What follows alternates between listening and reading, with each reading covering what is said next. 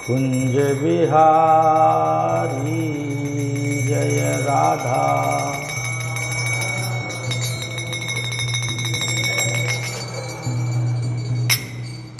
जय राधा माधव कुंज बिहारी माधव कुंज बिहारी। गोपी जन वल्लभ गिरिवरधारी।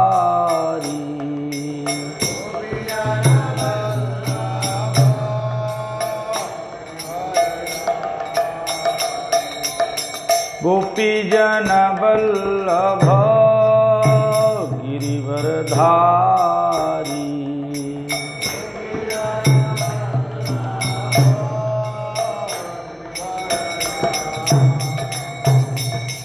यशोदानंदन ब्रज जनरंजन।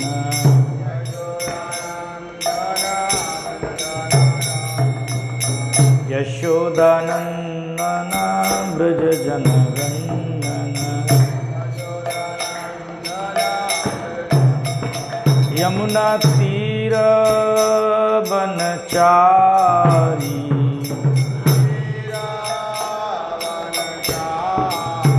यमुना तीर बनचारी।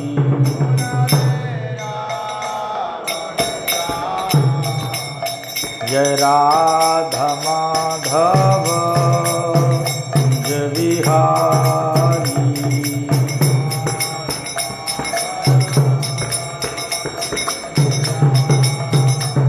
जय राधा माधव कुंज बिहारी।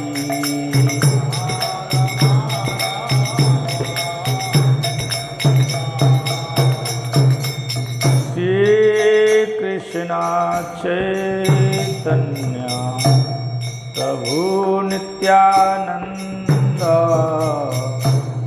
श्री अद्वैत गदाधर शिवासादि गौर भक्तवृंद। श्री कृष्ण सभी लोग कीर्तन कीजिए भगवान नाम का। श्री अद्वैत गदाधर शिवासादि। हरे कृष्णा कृष्णा कृष्णा हरे हरे। हरे राम राम राम हरे हरे। हरे कृष्णा बोलिए गाइए हरि नाम गाइए।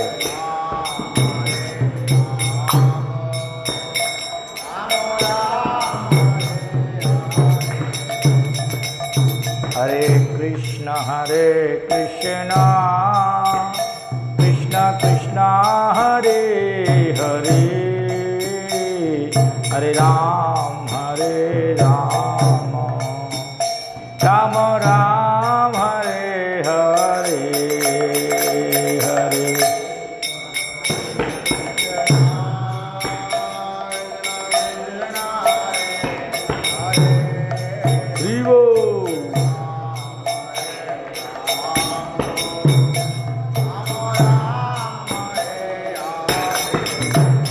हरे हरे कृष्णा कृष्णा कृष्णा हरे हरे। हरे राम राम राम हरे हरे।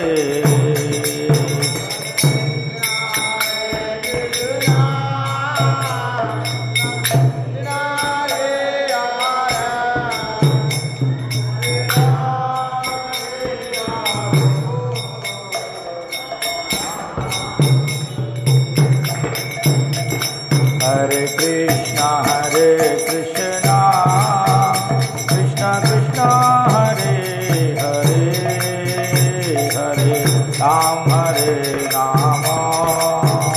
राम राम हरे हरे हरे कृष्णा हरे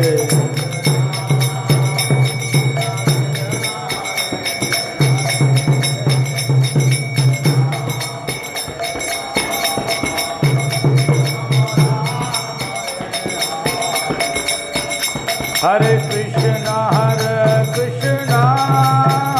कृष्णा कृष्णा हरे हरे हरे राम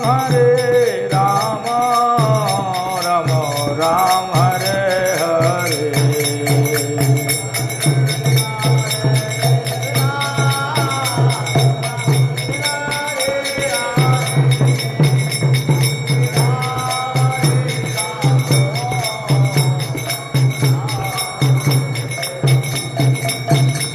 जय राधा गोविंद राधे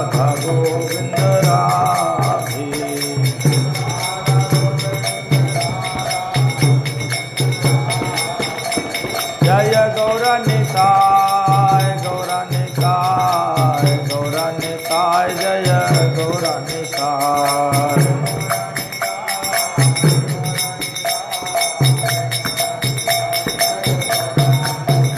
प्रभुपाद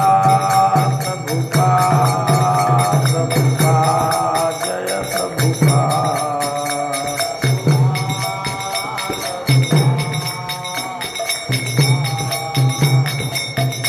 निताय गौर हरि बोल हरि बोल हरि बोल हरि बोल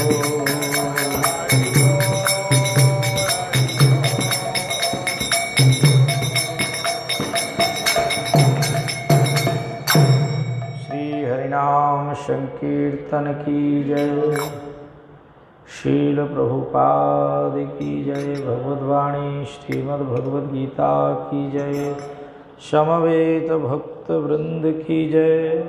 निताय गौर प्रेमानंदे हरि हरि बोल। ओम नमो भगवते वासुदेवाय।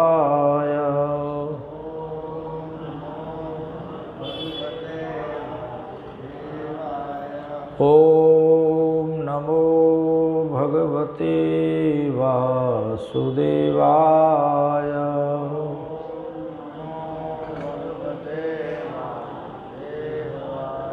ओम नमो भगवते वासुदेवाय।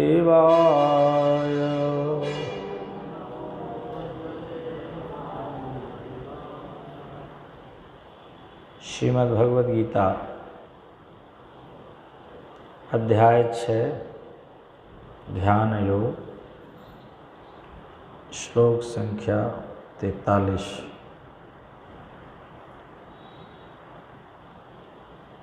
तत्र तं बुद्धि संयोगम लभते पौर्वदेहिकम् यतते च ततो भूयः संसिद्धौ कुरु नन्दन। तत्र तं बुद्धि संयोगम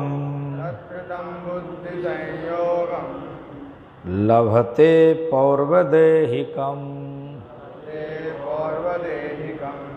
यतते च ततो भूयः संसिद्धौ कुरु नन्दन। तत्र तं बुद्धि संयोगम लभते पौर्वदेहिकम् यतते च ततो भूयः संसिद्धौ कुरु नन्दन।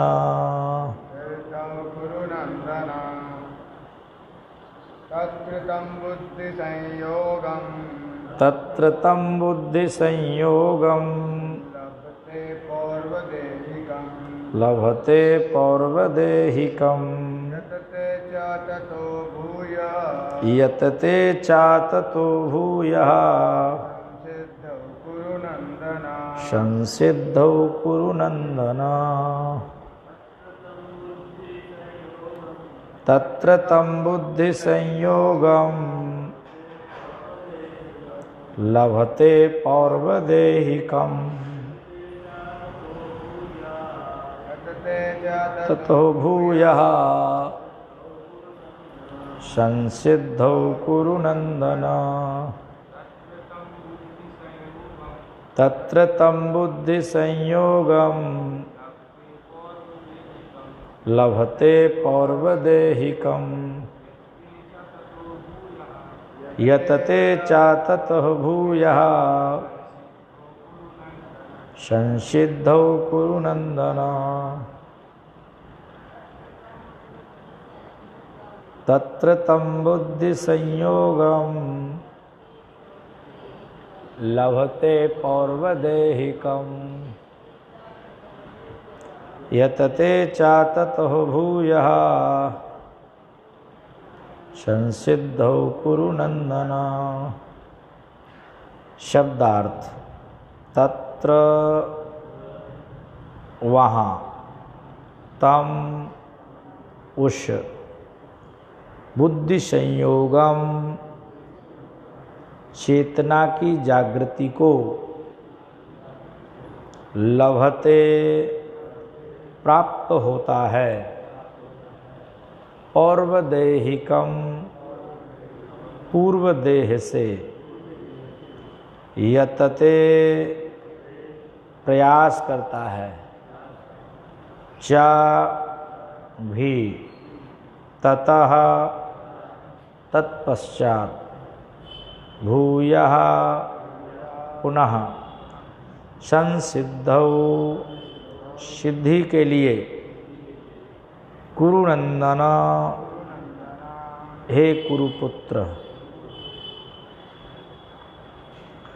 अनुवाद और तात्पर्य श्री श्रीमद् ऐसी भक्तिवेदांत स्वामी श्रील प्रभुपाद जी के द्वारा। श्रील प्रभुपाद की हे कुरुनंदन, ऐसा जन्म पाकर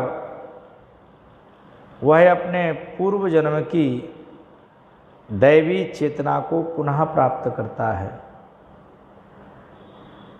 और पूर्ण सफलता प्राप्त करने के उद्देश्य से वह आगे उन्नति करने का प्रयास करता है।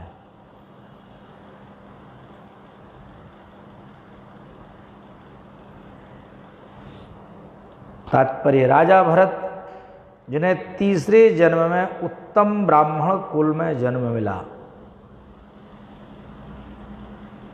पूर्व दिव्य चेतना की पुनः प्राप्ति के लिए उत्तम जन्म के उदाहरण स्वरूप हैं।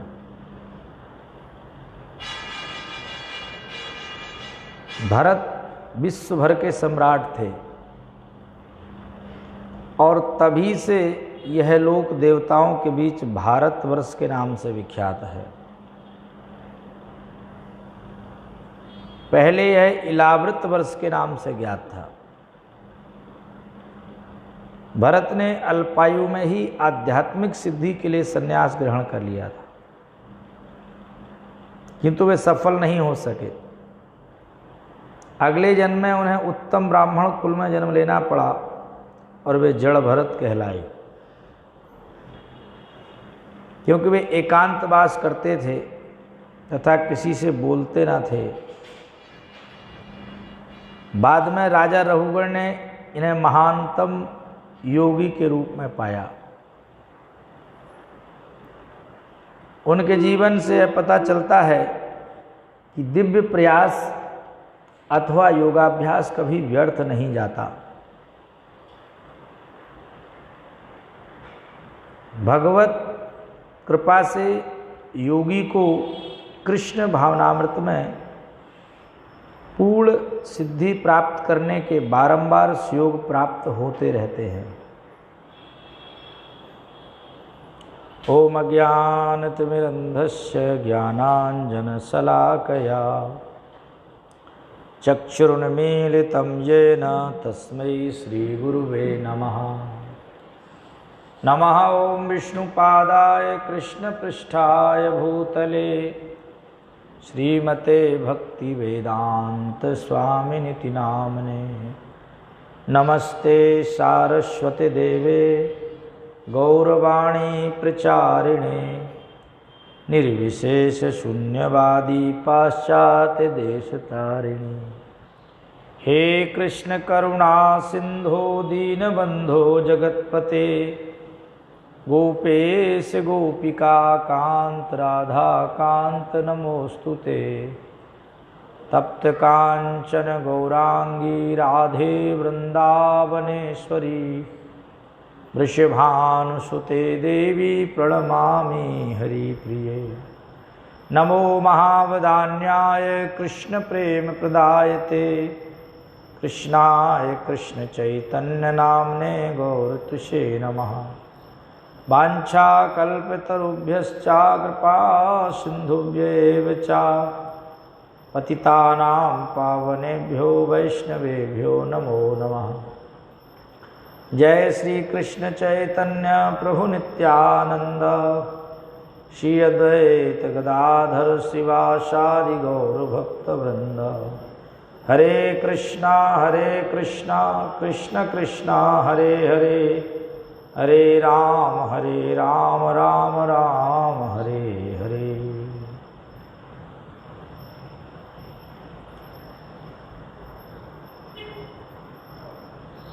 अष्टांग योग पद्धति के साधक को यदि योगाभ्यास करते हुए सफलता ना मिल पाए तो उसकी क्या गति होती है, ये अर्जुन के द्वारा जब संशय रखा गया तो भगवान ने इस बात के लिए कई श्लोकों में अर्जुन को समझाया है। सर्वप्रथम तो ये कहा कि योग का मार्ग कल्याण का मार्ग है, तो कल्याण के मार्ग पर चलने वाले की दुर्गति तो हो ही नहीं सकती है। और उसके बाद भगवान ने कहा कि दो प्रकार से बताया योगियों का असफलता अगर हो तो उनकी दो प्रकार की गति है। एक अल्पकाल के अभ्यास के बाद अगर योगी योग पथ से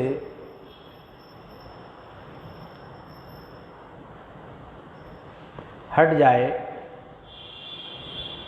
भ्रष्ट हो जाए, योग भ्रष्ट कहते हैं इसको, योग पथ से च्युत हो जाना, तो अल्पकाल वालों का क्या गति होगा।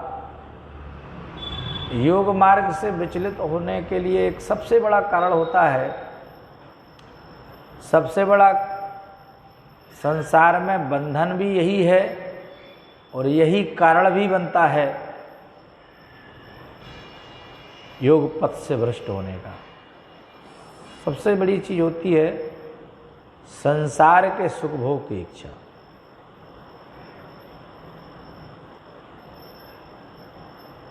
तो यदि संसार के सुख भोग की इच्छा से योग पथ से मन विचलित हुआ है तो पहले उस योगी को क्या किया जाता है, ऐसा अवसर दिया जाता है कि अभी तुम सुख भोग लीजिए।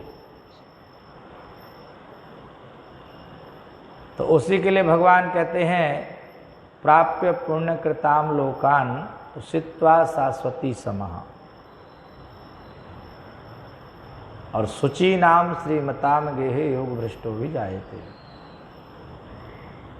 पवित्र संपन्न कुल श्रीमताम धन संपदा से युक्त। एक तो संसार में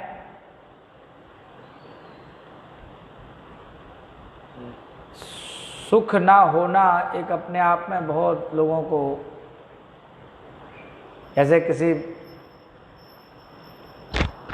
व्यक्ति से कभी कभी सामान्य से कहते हैं ना कि लोगों को कहिए कि जीवन का जो उद्देश्य है मनुष्य जीवन का उसमें लगें योग के मार्ग को, भक्ति के मार्ग को ग्रहण करें। तो कभी कभी सामान्य रूप से लोग कहते हैं कि अरे पहले व्यक्ति के सांसारिक सुखों की पूर्ति नहीं हो रही है, आप पहले योग की बात कर रहे हैं। पहले भूखे का पेट भरिए, पहले जीवन की मूलभूत आवश्यकताओं की पूर्ति नहीं हो रही है, आप उनसे कह रहे हो। सामान्य रूप से कहावत लोग कहते भूखे भजन न होए गोपाला, ये रखी आपकी कंठी माला, जो भी ये लो। तो किसी का भूखा पेट रहेगा अथवा सामान्य जीवन की पूर्ति नहीं होगी, तो इसका कारण होता है संपन्नता का अभाव। तो भगवान क्या करते हैं कि संपन्न परिवार में ही जन्म देते हैं। और शुचि नाम का मतलब होता है पवित्र आत्मा। पवित्र आत्माओं के यहाँ संपन्नता के साथ साथ संस्कार भी होते हैं। भक्ति, योग साधन आदि का संस्कार भी मिलता है, शिक्षा मिलती है, प्रशिक्षण मिलता है। तो ये संयोग होना और खूब लंबी अवधि तक पुण्य लोकों में, जो पुण्य बड़े अश्वमेध आदि यज्ञ करके, बड़े बड़े यज्ञ करके जो लोग प्राप्त करते हैं, योग पद से भ्रष्ट लोगों को ये ऐसे ही मिल जाते हैं। हजारों वर्षों तक भोग कर लीजिए और उसके बाद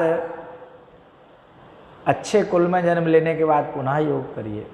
संपन्न लोगों को संस्कार भी मिल जाए, संपन्नता के साथ संस्कार होना आवश्यक है। इसलिए भगवान ने दोनों शब्दों का प्रयोग, शुचि नाम श्रीमताम गे।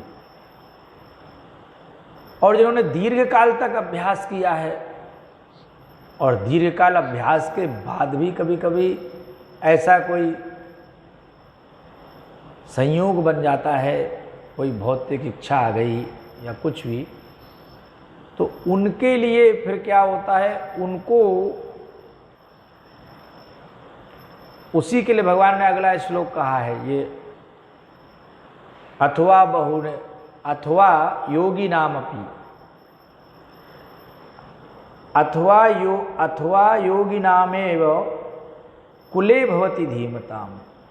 विद्वान, धीमताम मतलब होता है बुद्धिमान, विद्वान, ज्ञान से युक्त योगियों के, ज्ञान से युक्त व्यक्ति ही योग का मार्ग ग्रहण करता है। जिसे ज्ञान नहीं है, समझ नहीं है, वो योग क्यों करेगा, भोग करेगा वो तो। अज्ञानी लोग भोग करते हैं और ज्ञानी लोग योग करते हैं।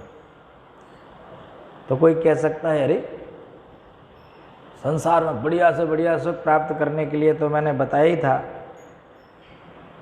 कि सांसारिक ज्ञान अज्ञान ही है, जड़ विद्या। इससे युक्त व्यक्ति तो भोग ही करेगा। व्यक्ति का जीवन बता देगा कि उसको कौन सा विद्या है, अविद्या है या विद्या है उसके पास। आपने कभी देखा होगा कुछ पुस्तकों में कहीं कहीं लिखा रहता है, अब ये अंग्रेजी शिक्षा या कॉन्वेंट की शिक्षा तथा इसमें तो नहीं आएगा, लेकिन जहाँ कुछ वैदिक संस्कार से युक्त जिन विद्यालयों में शिक्षा होती है, वहाँ पुस्तकों पर लिखा रहता है या कॉपी किताबों पर, सा विद्या या विमुक्त है। एक स्लोगन लिखा रहता है, कथन, कहावत, सा विद्या, सा स्त्रीलिंग वाचक है, सा बड़ा सा। विद्या वह है जो व्यक्ति को बंधन से मुक्त करे। बंधन क्या है? अभी अज्ञान में फंसे हुए लोग तो ना अपना बंधन समझते हैं ना मुक्ति समझते हैं। चर्चा ही नहीं उनके जीवन, काहे का बंधन, हम कहाँ बंधे हैं, हम तो स्वतंत्र हैं। जबकि वो लोग इंद्रियों के गुलाम हैं, मन के अधीन हैं। ये तथाकथित जो स्वतंत्रता की बात होती है, ये गुलामी की बात है। जो मुक्त व्यक्ति है, मुक्त पुरुष की तो मन और इंद्रियां उसके संयम में हैं, और जिनकी मन और इंद्रियां असंयमित होती हैं वो अपने आप को मानते हैं मुक्त, लेकिन वो गुलाम है। वही तो मन और इंद्रियों के गुलाम है। मन जैसा कहे मन मानी करना, इंद्रियां जिस विषय की ओर भागे उसी विषय भोग के पीछे भागना, इंद्रियों के दास कहलाते हैं, गोदास।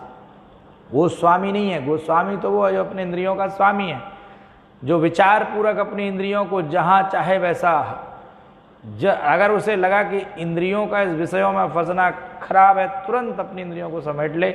भगवान ने बहुत सुंदर उदाहरण दिया है। जब भगवान इस बात को समझा रहे थे तो भगवान ने एक अच्छा उदाहरण दिया था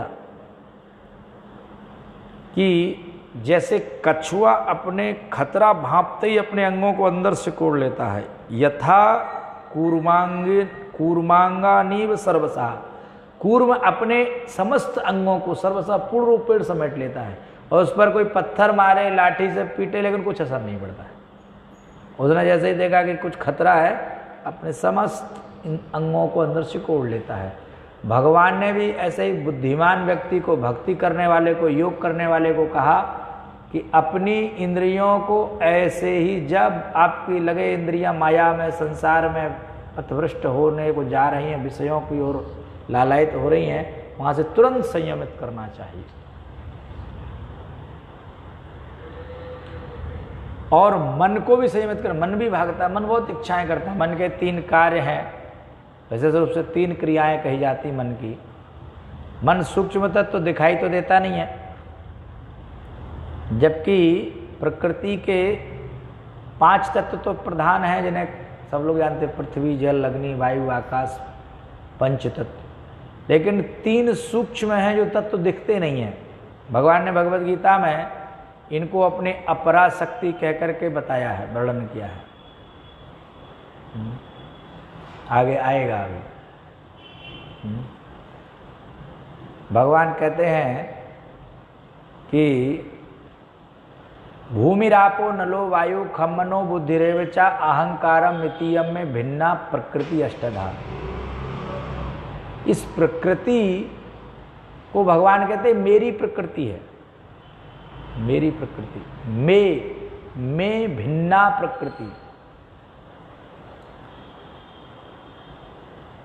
भगवान से उत्पन्न चीज भगवान से भिन्न होकर के भी रहती है, और एक चीज होती है अभिन्न होकर के भी रहती है। इसलिए समझना चाहिए, भिन्न होकर रहने के कारण ही इसको, इस प्रकृति को अपरा कहा गया है, और एक को परा कहा गया। परा होती है जो डायरेक्ट, जिसमें भगवान की आध्यात्मिक शक्ति समाहित है, और अपरा का मतलब होता है भौतिक शक्तियां समाहित कर दी गई, अब वो भिन्न होकर कार्य करेंगे, भगवान से थोड़ा दूर रहकर कार्य करेंगे। भगवान की इसलिए माया शक्ति को भी अपरा कहा गया है। प्रकृति ये माया शक्ति है, और ये शक्ति भगवान से दूर रहती है, क्योंकि इस शक्ति से अविद्या जनित होनी, और अविद्या भगवान के सामने टिक नहीं सकती है। चैतन्य चरितामृत में के श्लोक में कहा गया है, कृष्ण सूर्य सम माया है अंधकार, और जहां कृष्ण तहां नहीं माया अधिकार। तो भगवान जहां होंगे वहां टिकेगी नहीं, तो फिर इसको भिन्न करके दूर। अब जीवों को यदि भोग करना है संसार में, तो अविद्या ग्रसित हो रहना पड़ेगा, और अविद्या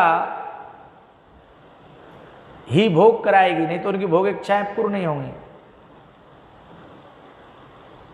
और अविद्या भगवान के सम्मुख टिक नहीं सकती है। तो ये प्रकृति जो बहिरंगा जैसे शक्ति कहते हैं, भौतिक शक्ति कहते हैं, ये जीव को प्रच्छन्न करके रखती, भगवान से दूर रखती, विमुख रखती है। तो इनमें जो 3 सूक्ष्म तत्व हैं, मन, बुद्धि, अहंकार। मन, बुद्धि, अहंकार, 5 तत्व तो समझ गए, पृथ्वी, जल, अग्नि, वायु, आकाश, मन, बुद्धि, अहंकार। तो मन बड़ा सूक्ष्म है। ये इसको कोई कहे दिखा दो तो दिखता नहीं है। भौतिक तत्व तो दिखते हैं, पृथ्वी, जल, अग्नि, वायु, आकाश सब दिखता है, लेकिन मन, बुद्धि, अहंकार दिखता है क्या? ना मन दिखता ना बुद्धि दिखती। लेकिन आप समझ सकते हो कि हमारे जीवन में कुछ हम सोचते हैं, सोचने का कार्य कौन सा तत्व कर रहा है?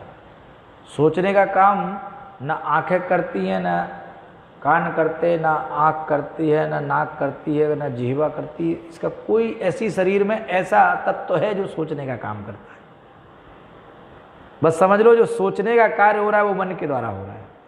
फिर कुछ इच्छा होती है, थिंकिंग, फिर विलिंग, अंग्रेजी में कहते हैं विलिंग, मतलब आपके मन में कुछ इच्छा होती थी जो कौन करता है? जड़ इंद्रियां इच्छा नहीं करती, जड़ इंद्रियों में कोई चेतना नहीं होती।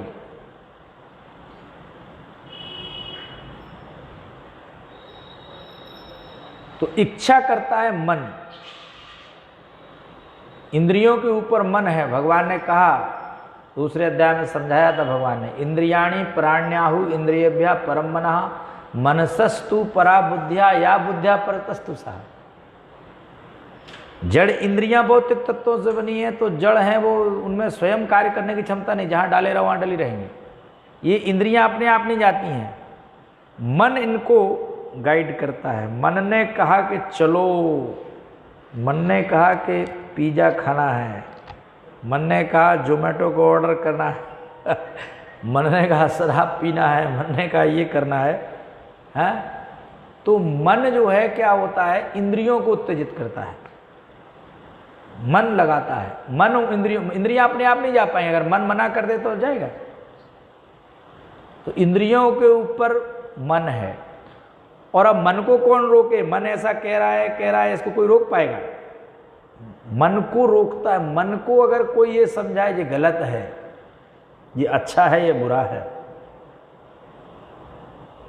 तो ये कार्य कौन करता है? ये बुद्धि करती है।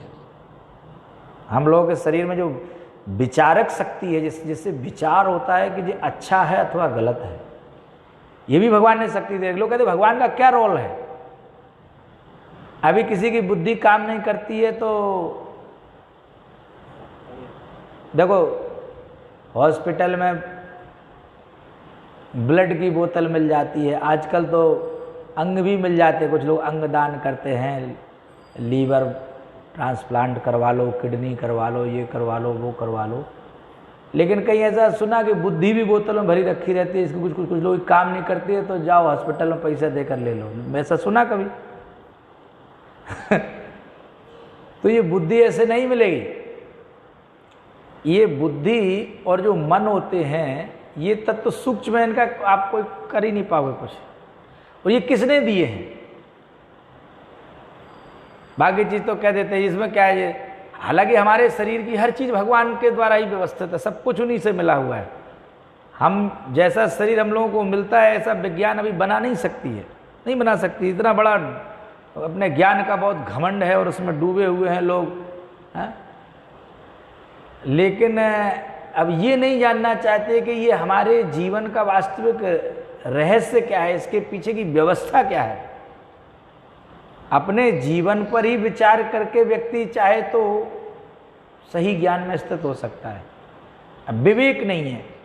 विवेक कहते हैं कि जब किसी को अच्छा बुरा समझने की जो उसकी शक्ति है वो जगी हो, उसे कहते हैं विवेक उसके पास है। और ये लोगों के पास शक्ति कभी अच्छा बुरा नहीं पहचानते, वो कुछ समझते ही नहीं है क्या खाना अच्छा है क्या। अभी आजकल तो वजह कहते ये जंक फूड है, ये वो है, ये वो है। लेकिन अगर कोई उनको समझाए ये मांसाहार आपके लिए खराब है तो नहीं, ये तो कहाँ का गया, इसमें तो बहुत, इसमें तो गेहूं से ज़्यादा विटामिन है इसमें, है ना, अंडे में इससे भी ज़्यादा है। तो अभी लोग अपनी भौतिक चेतना से अपने सोचते वो विवेकी हैं, और विवेक अभी ठीक से जगह नहीं है, शुद्ध विवेक नहीं है। अभी वो समझते हैं हम अच्छा बुरा समझते, क्यों नहीं समझते हैं। लेकिन अच्छा बुरा समझने की अगर आप में वो होती तो आप जड़ चेतन को समझते ना, क्या चीज़ जड़ है क्या चेतन है, और क्या वास्तव में हमारे लिए अच्छा है क्या बुरा है। तो ठीक से विवेक जगा नहीं होता, क्योंकि ये विवेक जो है केवल जड़ विद्या से नहीं जगता है। मैं कल परसों भी बात कर रहा था कि विवेक के लिए कहा गया बिन सत्संग विवेक न होई, और राम कृपा बिन सुलभ न सोई। भगवान की कृपा के बिना विवेक जगेगा नहीं, क्योंकि विवेक सत्संग से होता है और सत्संग भगवत कृपा से मिलता है। तो ये जो लोग इस प्रकार से लगे रहते हैं अपने मन इंद्रियों को सहमत नहीं रखते, कुछ भी कर्म करने में, कुछ भी कार्य करने में लगे रहते हैं, और ज्ञान है नहीं, जड़ विद्या है, उसमें अपने को समझते हैं, कर्मों में फंसे रहते हैं, तो ये अविद्या और अज्ञान ही जीव को फंसा कर रखती है, मुक्त नहीं रखती। मुक्त नहीं है, मुक्त समझते हैं लोग। जैसे कभी कभी एक बात चलती है, एक आंदोलन चलता, नारी मुक्ति आंदोलन, नहीं ये विषय पर बोलना बड़ा कठिन है लेकिन फिर भी थोड़ा बहुत बोलना पड़ता है, उसमें बहुत मतलब नारी को एकदम स्वतंत्रता है, तो फिर आपको पता चलता होगा कि स्वतंत्रता से, स्वेच्छाचार से घूमने वाले नारियां जिन पर किसी का संरक्षण नहीं है, कोई इनका देखरेख करने वाला नहीं है, जब उसका दुष्परिणाम सामने आता है तब बताइए कि वो स्वतंत्रता से क्या भला हुआ, रिजल्ट मिला। हमेशा संरक्षण होना चाहिए ना। तो जो नारी मुक्ति आंदोलन है, एक प्रकार का जो है सबसे बढ़िया नारी मुक्ति है, सबसे सुंदर संरक्षण में। वैदिक संस्कृति में जितना नारी का सम्मान है, विवाह से पूर्व अपने पिता के संरक्षण में, विवाह के बाद पति के संरक्षण में, पति न रहे तो पुत्र के संरक्षण में, और जितना सम्मान बहन के रूप में, वधू के रूप में, पत्नी के रूप में और माँ के रूप में जितना सम्मान है, उतना मुक्त नारियों को इतना सम्मान नहीं है। मुक्त नारियों का तो जैसे चाहे लोग उपभोग करना चाहते हैं, स्वतंत्रता का दुरुपयोग करना चाहते हैं, तो ये खतरे में पड़ना है। तो इस मुक्ति से क्या मिला? ये मुक्ति है, वास्तविकता में मुक्ति है। ये आजकल तथाकथित लोगों ने पहले नारी को सबसे श्रेष्ठ स्थान, वेद शास्त्रों में तो यहाँ तक कहा गया है, यत्र नार्यश्च पूजन्ते रमन्ते तत्र देवता। इतनी बड़ी बात, इतना सम्मान है वैदिक काल में। देखिए किस प्रकार से माताओं का, कितनी विद्वान नारी। कभी कभी आज ये मध्यकाल में बीच में क्या हुआ, नारियों को शिक्षा आदि देने के लिए बंद कर दिया, तो लोग कहने लगे अशिक्षित रखा जाता है, अशिक्षित रखा जाता है। तब ये नारे बने, पढ़ी लिखी नारी घर की उजियारी। उसके पहले तो बिल्कुल अंधेरे में थी। ये वैदिक काल में कभी अंधेरे में नहीं थी। वैदिक काल में तो इतनी विद्वान नारियां हैं कि जितने जितने महान व्यक्ति हुए, उनकी माँ ने उनको शिक्षा दी है। और शिक्षा नहीं है तो देंगे कैसे? बताइए, शिक्षित नहीं होगी तो विद्या से ज्ञान कैसे मिलेगा? आजकल लोगों को लगने लगता है कि पिछड़ा क्षेत्र है, ग्रामीण है, इसमें पढ़ाते लिखाते नहीं है। और पढ़ाते लिखाते जब आप ऐसी शिक्षा दो, अभी ऐसी शिक्षा जिससे संस्कार बनते हैं, जिससे सबके अंदर बढ़िया से पूर्ण रूपेण विकास होता है, आध्यात्मिकता भी आती है। भौतिक ज्ञान भी होना चाहिए, आध्यात्मिक ज्ञान भी होना चाहिए, दोनों होना चाहिए, सामंजस्य होना चाहिए। जितना संसार के लिए, क्योंकि हम लोग भौतिक जगत में रह रहे हैं, तो यहाँ जो आवश्यक है वो सब ज्ञान अर्जित करना चाहिए, वो भी पढ़ना चाहिए। इतनी ज़रूरत है उतनी पढ़ाई होनी चाहिए, भौतिक आवश्यक है जो। लेकिन साथ साथ में यदि आध्यात्मिकता रही तो हमारी भौतिक पढ़ाई भी हमारे जीवन के लिए लाभदायक होगी। आध्यात्मिक लोग अपनी भौतिक पढ़ाई का भी उपयोग कर लेते हैं, वरना केवल भौतिक पढ़ाई भोग में ही लगती है। इसलिए मैं वो जो बात कर रहा था, सा विद्या या विमुक्तये, यानी विद्या वह है जो संसार के बंधन से मुक्त कर। लेकिन आजकल की विद्या तो आतंकवादी भी बना सकती है, बड़ा आपको क्रिमिनल बना सकती है, बड़ा भ्रष्टाचारी बना सकती है, बड़ा घोटालेबाज बना सकती है, बड़ा लोग कहते हैं अरे ऐसे पढ़े लिखे होने का क्या फ़ायदा है। तो अभी अपनी शिक्षा पर उंगली उठने लगी। अगर बड़े पढ़े लिखे लोग ड्रग्स लेते हैं, मादक द्रव्य लेते हैं, आत्महत्या करते हैं, बलात्कार करते हैं, अपराध करते हैं, समाज में लोगों को परेशान करते, दुख देते, आतंक फैलाते हैं, तो इस शिक्षा में कुछ ना कुछ दोष तो है। इसमें बैलेंस नहीं है जीवन का, इनको समझ नहीं है, कि ये कार्य करने चाहिए कि नहीं करने, अच्छा बुरा की पहचान नहीं है। थोड़े से जीवन में कर्मों के अनुसार आए हुए सुख दुख में विचलित हो जाते हैं, झेल नहीं पाते, डिप्रेशन में चले जाते हैं, तनाव में चले जाते हैं, जीवन के मूल्य को नहीं समझते हैं। ये जीवन खाली नशा पान करने के लिए, व्यभिचार में लिप्त रहने के लिए, खाने पीने सोने के लिए नहीं है ना। इतने बहुमूल्य जीवन को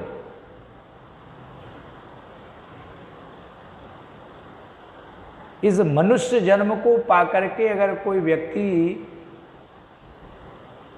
अपनी उच्च कोटि की चेतना को नहीं जगा पाता है तो उसको कहा जाता है कि उसने व्यर्थ गंवा दिया इसको। एक महान व्यक्ति ने कहा है कि ये तो ऐसे ही है जैसे किसी व्यक्ति को सोने का हल दिया जाए और उससे वो जहर की खेती करे।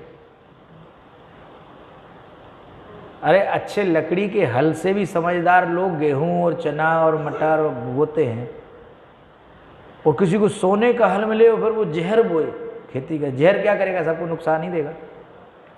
तो ऐसे इतना सुंदर कंचन सी काया तेरी इस मनुष्य जन्म को इतना सुंदर कहा गया कि सोने से जैसे तुलना की जाती है। और उससे लोग क्या करते हैं? केवल संसार के विष रूपी विषयों का भोग करते हैं।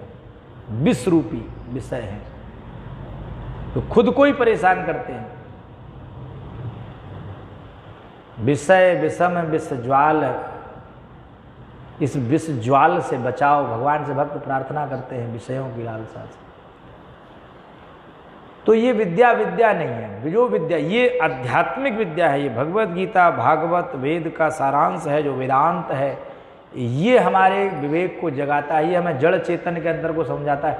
इस ज्ञान से व्यक्ति को आत्मा के रूप में अपना अस्तित्व पता चलता है। वरना जड़ शरीर इसकी कोई बहुत, इसका केवल जीवन जीते जी बहुत वैल्यू है, मरने के बाद तो ये चवन्नी का भी नहीं बिकता है। चवन्नी कहने से आजकल के लोगों को समझ में नहीं आया, बच्चे समझ नहीं पाए। पहले चलती थी चवन्नी, अब 25 पैसे में, अभी पैसा भी कम ही चलता है। रुपए से नीचे तो अब चलते ही नहीं, पैसे नहीं चलते अब। पशुओं के शरीर को तो लोग खरीद लेते हैं, इसमें से खाल निकलेगा, हड्डी निकलेगा, ये होगा वो होगा, उनकी कुछ वैल्यू होती है। लेकिन मनुष्य के शरीर पहले जरूर अंग अंग निकाल लेते तो तस्करी कर लेते होंगे, लेकिन फिर भी बहुत ज़्यादा नहीं कहते अंग निकालिए, अब कोई वैल्यू नहीं, जो फेंको हटाओ, कोई काम का नहीं है। और जलाने के लिए और पैसा चाहिए, खर्च होता है, बहुत वैल्यू नहीं है। इसलिए जीवन जीते जीते जी इसका बहुत सदुपयोग है, मरने के बाद कोई वैल्यू नहीं है इसकी। इस मनुष्य जीवन का सदुपयोग होना चाहिए। ये योग के लिए, ये भोग के लिए नहीं है। लेकिन बुद्धिमान लोग ही इसको योग में उपयोग कर पाते हैं, मूर्ख लोग नहीं।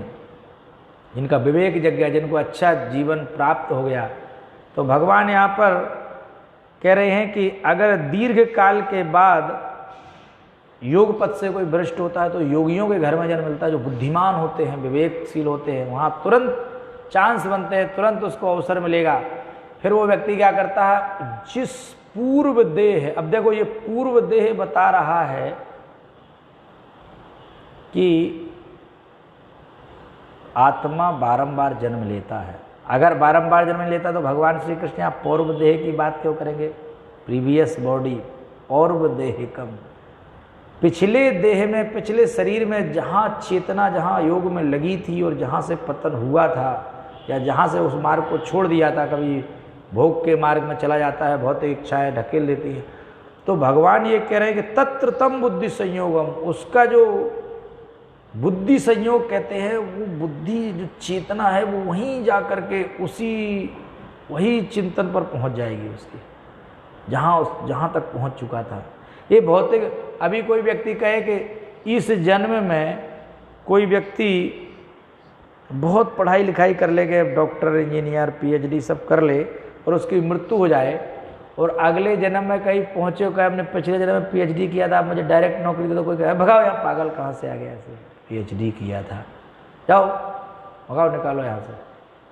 यानी उसी जगह से जो आपने विद्या पिछले बार छोड़ी थी, वहाँ से आपको माना नहीं जाएगा, क्योंकि ये विद्या नाशवान है, अनित्य है, इसका कोई वो नहीं। लेकिन ये विद्या नित्य रहने वाली, अक्षुण्ण रहने वाली है। इसीलिए भगवान ने कहा कि ये जो कभी भी इसका नाश नहीं होता है। नेहा अभिक्रम नाशो अस्ति प्रत्यवायो न विद्यते स्वल्पम अप्यस्य धर्मस्य त्रायते महतो भया। और महान भय से थोड़ा सा भी इस मार्ग पर कोई चलता रक्षा हो, महान भय तो संसार में फंसना है, जन्म मृत्यु जरा व्याधि के चक्र में पड़ना, तो कितने महान भय से रक्षा होती है अगर थोड़ा सा भी कोई इस मार्ग पर चलेगा, थोड़ी सी भी समझ आ गई और वो व्यर्थ नहीं जाएगी। तो पूर्व देह में जो उसकी वहीं बुद्धि संयोगम हो जाएगा। वहीं श्रील प्रभुपाद जी अनुवाद करते हैं कि चेतना की जागृति को प्राप्त कर लेगा। बुद्धि संयोग मतलब उसी चेतना की जागृति हो जाएगी जहां से उसने पीछे छोड़ा था। और क्या करेगा फिर? यतते, उसी चेतना की जागृति को प्राप्त कर लेगा जो पिछली थी। तत्र तम बुद्धि संयोगम लभते पौर्वदेहिकम यतते च ततो, फिर पुनः भूया मानी फिर से अगेन, फिर क्या करने लगा? फिर एंडीवर, फिर प्रयास शुरू हो जाए। यतता, यत्न करने को यतता कहते हैं। फिर प्रयास शुरू कर देगा। भक्ति में, योग में यत्न करते ही रहते योगी लोग, जब तक पूर्ण सिद्धि ना मिल जाए। संसिद्धौ कुरुनंदन, संसिद्धि क्या होती है? सामान्य भौतिक उपलब्धियों को सिद्धि शब्द बना है परफेक्शन से। प्रभुपाद जी के प्रवचनों से संकलित एक पुस्तक नाम है, उसका नाम है योग सिद्धि, पथ ऑफ परफेक्शन। किसी कार्य का पूर्ण हो जाना उसको सिद्ध होना कहते हैं। किसी कोई लक्ष्य रखा है, उसकी प्राप्ति हो जाने को तुम्हें सिद्धि मिल गई, तुम्हारा काम सिद्ध हो गया, ऐसा कहते हैं ना सामान्य भाषा में। तो सिद्धि संस्कृत में मतलब उस लक्ष्य की प्राप्ति।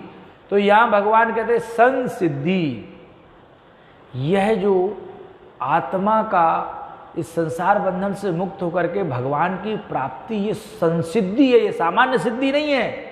सम्यक मानी होता है पूर्ण रूपेण, इसमें अब कोई कमी नहीं रह गई। योग की पूर्णता।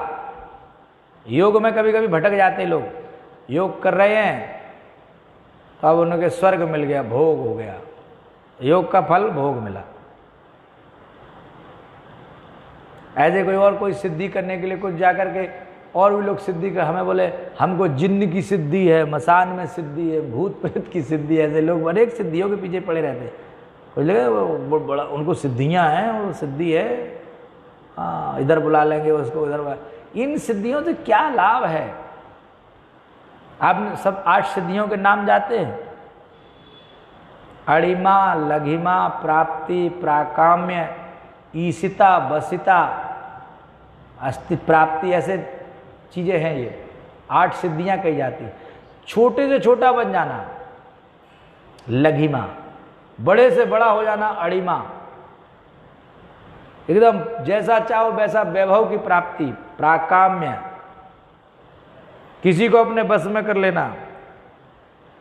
तो ये सिद्धियां प्राप्त कर, इन्हीं सिद्धियों के पीछे लगे रहते हैं। बहुत प्रचार आते हैं, वशीकरण, आप जिस स्त्री को चाहो अपने बस में कर लो, हम तुमको ऐसी सिद्धि बताएंगे।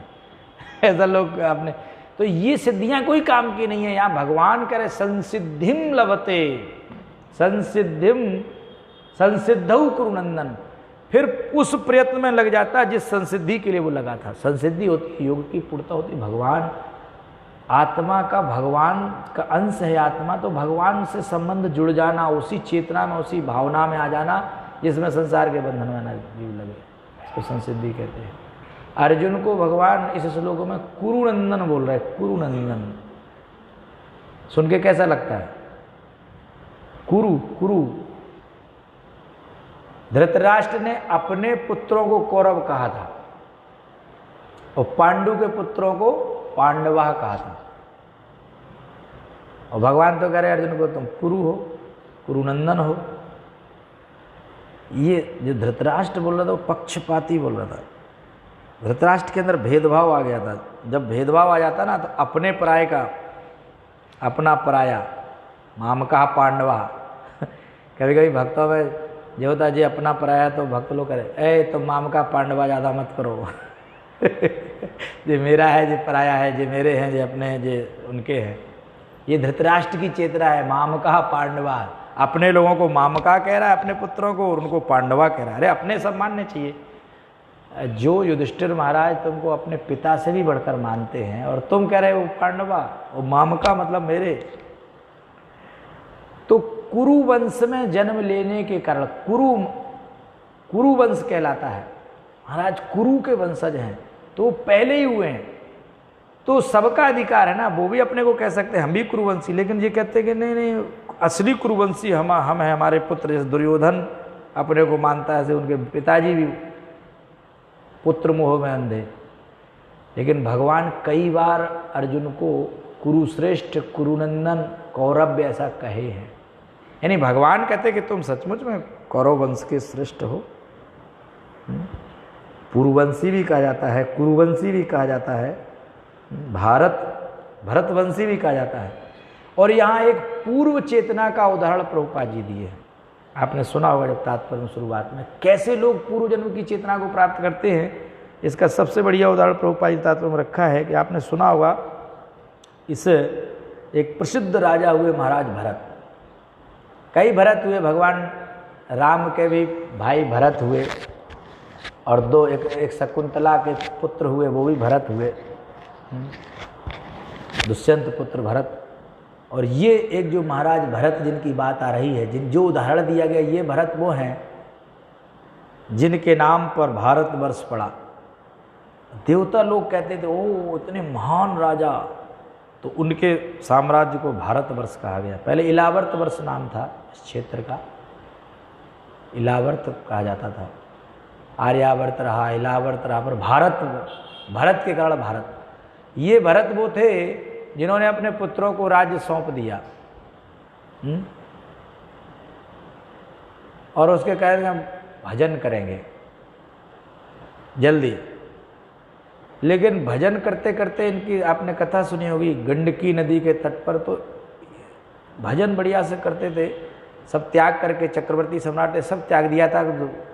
लेकिन फिर एक हरिण में आसक्ति हो गई। एक हरिणी थी, गर्भवती थी, सिंह ने दहाड़ लगाई, वो पानी में छलांग मारी अपने बचाव के लिए, और उनका गर्भपात हो गया, बच्चा गिर गया पानी में। हरिणी तो जाकर के मृत हो गई, लेकिन बच्चा पानी में तैर रहा था, तो इनके दृष्टि पड़ी तो इनके मन में भाव आ गया कि बच्चे को बचा लेना चाहिए। बच्चे को बचा लिए, लेकिन बाद में धीरे धीरे क्या हुआ कि उस बच्चे का चिंतन बहुत करने लगे। और भजन करने वाले व्यक्ति को अपने मार्ग पर दृढ़ रहना चाहिए। उसको मंदिर में आ रहे लोग प्रसाद बांटना है, फिर उनसे बहुत व्यवहार बनाना है, डब्बा देना है, लेना है, ये करना है, वो करना है, इसमें पड़ जाएगा तो भजन अजन गया उसका। समझ गए? हम आजकल के भरत लोगों को थोड़ा समझा रहे हैं। ज़्यादा आसक्ति होगी तो क्या होगा, फिर फ़ोन करेगा, फिर घंटों बात करेगा। भरत जैसे भरत दिन भर हरिण का चिंतन करते थे, फिर जिसका संबंध जुड़ जाता है वो दिन भर फ़ोन करता है, है ना। अब बड़े मुश्किल से भक्ति का मार्ग मिला है, और उसको इतनी ऊंची अवस्था में फिर भरत महाराज क्या हुआ, भजन कम हो गया और हरिण का चिंतन ज़्यादा हो गया। अब वो दूर कहीं चला जा, अरे कहाँ गया, ऐसा नहीं कोई भेड़िया पकड़ ले, कुछ कर दे, ऐसा हो जाए वैसा हो जाए। हरिण में आसक्ति, भगवान के चिंतन की जगह हरिण का चिंतन होने लगा। अब चिंतन में जो रहेगा वही तो मिलेगा। और जब उन्होंने शरीर छोड़ा तो उन्हें हरिण बनना पड़ा, सोच लीजिए। और उस हरिण में भी, हरिण के शरीर में भी ये भगवान की विशेष कृपा थी कि वो साधारण हरिण नहीं थे। हिरण कहते, कोई हरिण शब्द संस्कृत में शुद्ध है। उस हिरण शरीर में भी वो जैसे सामान्य हिरण होते हैं ना, खूब खेलते हैं, कूदते हैं, फुदकते हैं, घास खाते घूमते, ऐसे हिरण नहीं थे वो। उस हिरण शरीर में भी उनको याद था कि मैं भजन कर रहा था भगवान का, सब कुछ छोड़ छाड़ करके, और मैं हिरण बना। अब हिरण शरीर में भी किसी को अपने पूर्व जन्म की स्मृति रही है, बहुत बड़ी भगवान की कृपा है। तो इसलिए वो खाते पीते थे, और गंगा जी के गंडकी के उसमें जो है जल में खड़े रहते थे। लोग कहते जी बड़ा विशेष हिरण है, और वो थे महाराज भरत। और उसी चेतना में उन्होंने वो शरीर छोड़ दिया। उसके बाद अगले जन्म में वो बने, एक ब्राह्मण कुल में जन्म हुआ, लेकिन उस कुल में जन्म हुआ तो ऐसे ब्राह्मण बने किसी से बोलते ही चालते नहीं थे, कुछ ना पढ़ाई लिखाई करते थे। घर के लोग कहते थे ब्राह्मण का लड़का पढ़े लिखे नहीं, बड़ी चिंता क्या, ब्राह्मण तो विद्वान बनाते पढ़ाते, वो कुछ नहीं पढ़ते थे, ना पढ़ाई लिखाई ना कुछ। लोगों ने जैसे तो अरे कुछ नहीं, कम से कम गायत्री मंत्री सीख ले, जनेऊ डाल ले तो लोग ब्राह्मण तो समझेंगे। लेकिन वो सोचते, वो कहते अब मैं इतने वो अपने चिंतन कर रहे थे, विचार कर रहे थे कि मैं कैसे अपने किस स्थिति में था और कहाँ गिर गया।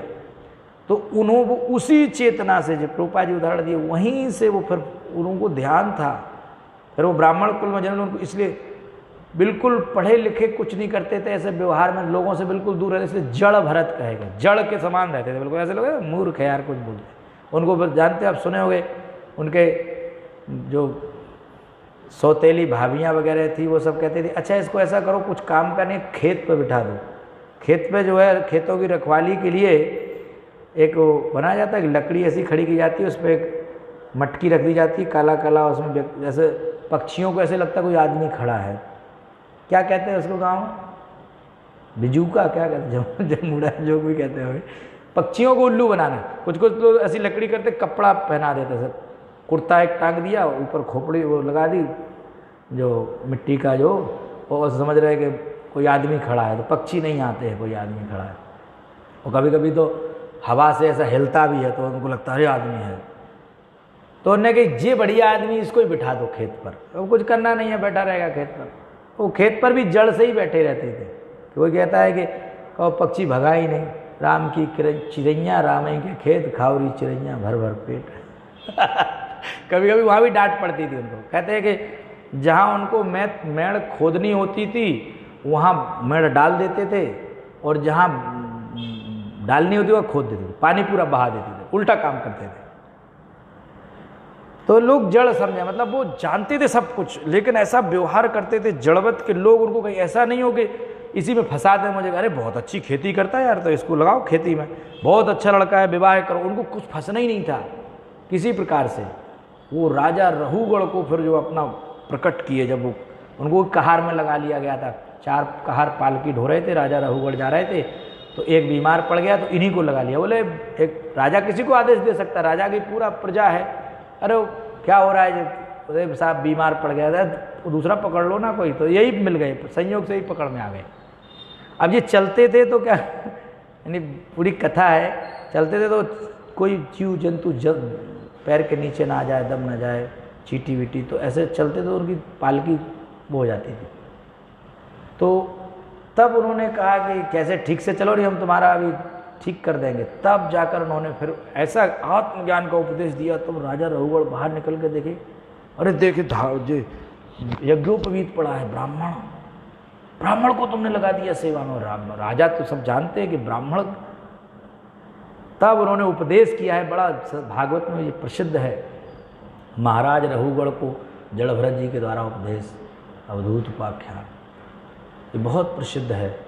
तो ये महाराज भरत इसके उदाहरण है कि पूर्व जन्म से ही भक्ति शुरू होती है, पौर्व देही कम। अच्छा उदाहरण है प्रभुपाद जी ने दिया है। तो इसको हमको समझना चाहिए, जो प्रभुपाद जी यहाँ पर समझाए। भगवान ने कहा है कि दीर्घ काल तक अभ्यास करने के बाद योगी की जो गति होती है, वो पिछला जहाँ छोड़ा है वहीं से उसकी कोई नुकसान नहीं है किसी प्रकार का। आगे कैसे वो क्या और करता है, भगवान बहुत अच्छे से समझाए, संशय को बिल्कुल दूर कर ही दिए। और 1-2 श्लोक भगवान और बोलेंगे अभी, तो कैसे कैसे आगे क्या करेगा, फिर वो योगी क्या करते हैं। तो अर्जुन पूछा है 2 श्लोक, भगवान 6 श्लोक में उत्तर दिए। तो हमको समझना चाहिए इसको।